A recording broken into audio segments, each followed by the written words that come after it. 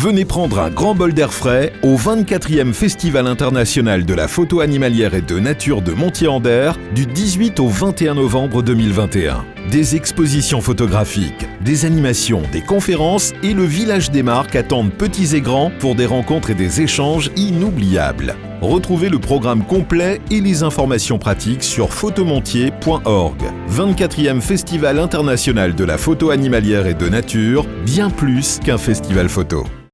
Samedi 6 et dimanche 7 novembre, venez assister au 2e week-end du festival Forêt et Saveurs d'automne à Joinville. Au château du Grand Jardin, dégustez sur place ou emportez avec vous les produits du marché du terroir et de truffes. Assistez à un spectacle de fauconnerie, une démonstration de sculpture sur bois à la tronçonneuse et 3 nouvelles conférences autour de la forêt. Plus d'informations sur le site internet et les réseaux sociaux de l'Office de tourisme du bassin de Joinville. Le festival Eclectic Rock revient pour sa 15e édition, avec le parcours musical le samedi 12 novembre dans les bars de Saint-Dizier.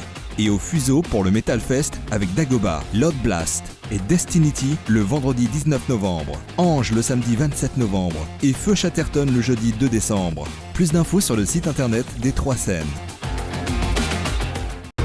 Le service culturel Bord de Seine propose des ateliers créatifs pour les enfants, mais aussi pour les parents. L'encre de couleur va bientôt être interdite chez les tatoueurs, une nouvelle qui est loin de ravir les professionnels. Une exposition originale voit le jour à Vitry-le-François.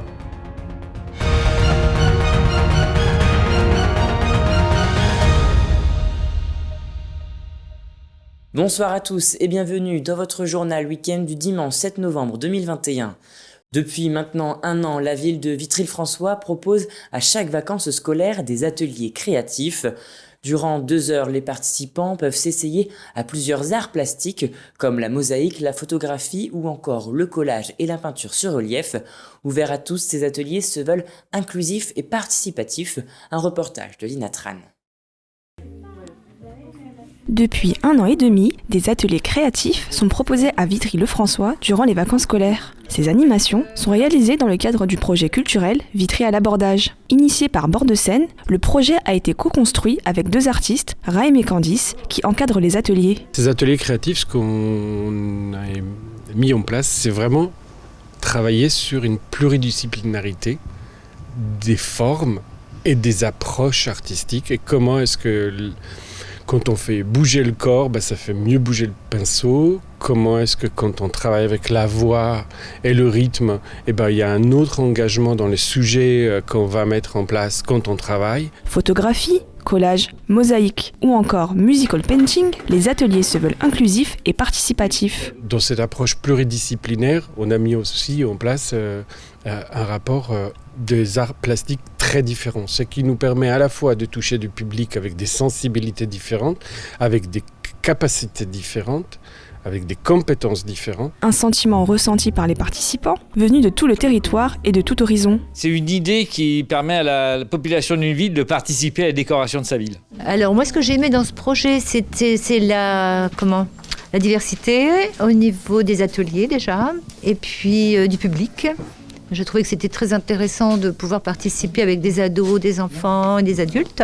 Voilà, bouger son corps, peindre au rythme de la musique, s'amuser avec des éponges, des bouts de bois. Arrivés par hasard, beaucoup d'entre eux ont fini par rester, découvrant une fenêtre vers le monde de l'art et de la peinture. Je peins un petit peu moi-même et qu'ici il y a une très bonne ambiance, on s'amuse bien, ça délasse énormément et on fait de jolies choses. Mais c'est vrai qu'au départ, quand j'étais venu, je ne savais pas du tout à quoi m'attendre. Et puis non, au contraire, moi j'aime bien. Il y a une bonne ambiance avec tout le monde, on rigole bien. Ces ateliers créatifs sont aussi une introduction à la fresque participative réalisée devant la salle de l'Orange Bleu. Les habitants sont invités à collaborer pour créer une œuvre unique. Pour les artistes dans l'âme, rendez-vous aux prochaines vacances de février pour de nouveaux ateliers. La mesure a fait l'effet d'une bombe dans le monde du tatou. D'ici quelques mois, à partir du 4 janvier 2022 précisément, plusieurs encres de tatouage de couleur vont devenir interdites à l'utilisation en France pour cause de toxicité de certains additifs et pigments présents dans la composition des encres. Mais alors, qu'en pensent les professionnels? Élément de réponse apporté par Alison Godefroy.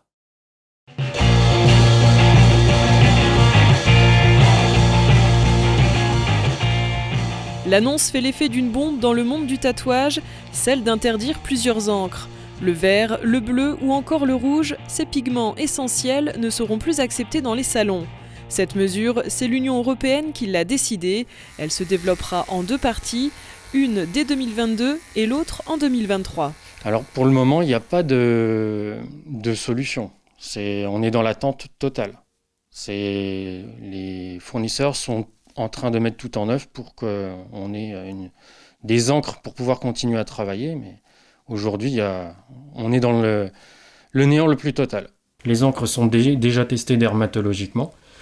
Donc on sait parfaitement ce que les encres contiennent, hein. Les ingrédients, CI par exemple, c'est le color index. C'est le pigment, là, en l'occurrence, rouge. Au total, 25 pigments utilisés par les tatoueurs seront interdits. Le rouge, l'orange, le jaune et plusieurs couleurs dérivées comme le rose ou encore la couleur chair. La raison de cette interdiction, la présence de produits chimiques dans certaines encres. Je pense aux confrères spécialisés justement dans la couleur. Après, moi, j'en utilise aussi pour le recouvrement, mais c'est un autre sujet. Mais ceux qui sont vraiment spécialisés dans la couleur, je ne sais pas comment ils vont faire, hein. On ne sait pas vraiment, il n'y a aucune preuve scientifique qui prouve que les gens ont des maladies graves à cause des pigments des encres de tatouage. Le seuil de centaines de substances contenues dans les encres sera donc abaissé. Par ailleurs, les encres acquises en septembre 2021 ne seront plus conformes à partir de janvier 2022. Ça concerne toute l'Europe, toute la communauté européenne. Pas les pays étrangers comme les États-Unis où sont principalement faites les encres. Généralement, toutes les encres, la plupart des encres qu'on utilise sont faites aux États-Unis ou en Angleterre. Donc ça pose un problème pour nous, parce que si on ne peut plus utiliser certains pigments, on a une perte artistique, hein. Certes, on fait beaucoup de noirs et gris, mais les noirs vont être impactés aussi, parce que ça a un impact, en fait, ce n'est pas le pigment, ce sont les produits adjacents, on va dire, qui permettent la tenue dans le corps, une bonne tenue dans le corps en fait. Le 4 janvier 2022, c'est la date à laquelle cette réglementation européenne devrait être appliquée. Celle-ci risque de causer beaucoup de tort aux artistes tatoueurs. Et passons à présent au chiffre du jour qui est de 12. À l'occasion du 51e anniversaire de la mort de De Gaulle, 12 personnalités politiques sont attendues ce mardi 9 novembre à Colombey-les-Deux-Églises.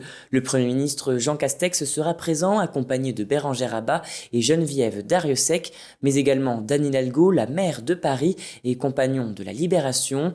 Ensemble, ils participeront à la cérémonie officielle qui se déroulera le matin, tandis que l'après-midi laissera place à un défilé de politiciens de tous bords, Laurent Jacobelli, Nicolas Dupont-Aignan, Florian Philippot, Michel Barnier, Xavier Bertrand, Valérie Pécresse, Éric Ciotti ainsi que Christian Jacob. Tout autre chose, à présent, parlons art et de culture. De novembre à décembre, Neb Lal expose ses œuvres en fil amidon de maïs au sein de la boutique Vitriate Vapeur 2, une exposition unique avec des inspirations pop culture et des objets originaux et hors normes à voir. Un reportage de Thibaut Combe. Allier l'art de la vapote et l'essence de l'art, voici le défi que s'est lancé Jean-Christian, gérant de la boutique Vapeur 2 à Vitry-le-François. Artiste depuis des dizaines d'années, il a voulu créer un endroit où les gens se rassemblent et discutent art et cigarettes électroniques. On retrouve une platine vinyle avec pas loin de 300 vinyles en libre écoute, des bandes dessinées, une boîte à livres où les gens peuvent venir échanger un roman contre un autre, et les murs du petit salon sont là pour accueillir différentes expositions, que ce soit des artistes plasticiens, des peintres, des photographes. Voilà. C'était quelque chose qui me tenait à cœur. Je ne voulais pas faire une simple boutique de vape, je voulais vraiment faire un concept store, un lieu de partage, un lieu de rencontre avec des artistes et autour de la vape. Un lieu unique dans une région qui peut manquer de représentation artistique, Jean-Christian a voulu offrir l'opportunité de laisser les visiteurs découvrir des formes d'art, se laisser aller dans un endroit où règne musique et détente. J'ai même quelques clients qui sont venus d'un peu plus loin, qui ne connaissaient pas Vitry, qui ont été étonnés de trouver un lieu comme ça, un lieu atypique à Vitry-le-François. Pour moi, ça coulait de source en fait. C'était inévitable. J'ai cherché plusieurs locaux dans Vitry et c'est le seul C'était mon coup de cœur, c'est le seul qui avait cette disposition de pièces pour pouvoir permettre l'installation de cette salle. Aujourd'hui, un jeune artiste vient exposer ses œuvres dans la salle de la boutique, une forme d'art originale faite de fils d'amidon de maïs, chauffés puis sculptés selon le modèle. Neblal fait des œuvres grâce à une inspiration pop culture et des références telles que les figurines Quas ou l'artiste Travis Scott. Je mets une bobine de fil comme dans les imprimantes 3D, exactement pareil, le même. Et le plastique ressort fondu si tu veux.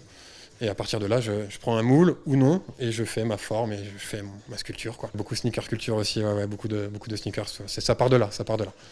Et après, on s'adapte, on fait des violons, on fait des skates, on fait tout ce qu'on aime plus ou moins, quoi. Des œuvres à retrouver durant les mois de novembre et décembre à la boutique et un magasin à visiter toute l'année au fil des événements et des œuvres. Et voilà, c'est la fin de cette édition. Merci à tous de l'avoir suivi. Dans un instant, vos prévisions météo de demain. Très belle semaine à vous. Toute l'actualité qui vous concerne, à voir et ou à revoir, dès maintenant sur puissancetélévision.fr et sur notre application mobile. Besoin d'envoyer des fichiers, même de très très gros fichiers? Suisse Transfert. Jusqu'à 50 Go, gratuit, sans inscription, et vos données restent en Suisse. Suisse Transfert, par Infomaniac. Déployé par le gouvernement dans le cadre de France Relance, le dispositif Un jeune, une solution en Meuse vise à offrir une solution professionnelle à chaque jeune. Aide à l'embauche, formation, aide financière, accompagnement. Plus d'informations auprès de votre mission locale ou de votre agence Pôle emploi.